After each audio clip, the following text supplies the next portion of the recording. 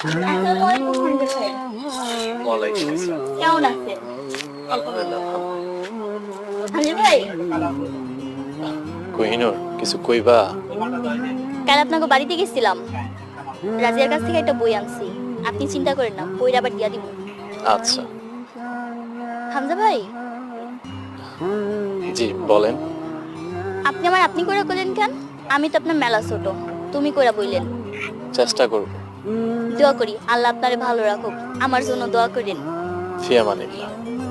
ভাইয়া আরেকটা কথা, সামনে তো রমজান মাস। রমজান মাসের ফজিলত কিভাবে পড়বো যদি একটু বলতেন, আমি তো মসজিদে যাইতে পারবো না। রোজা রাখবেন, চোখের মনের পর্দা ঠিক রাখবেন, ফরজ নামাজের পাশাপাশি নফল ইবাদত করবেন। রোজার মাসে 1 রাকাত নফল নামাজ ফরজ নামাজের সমতুল্য। আসি।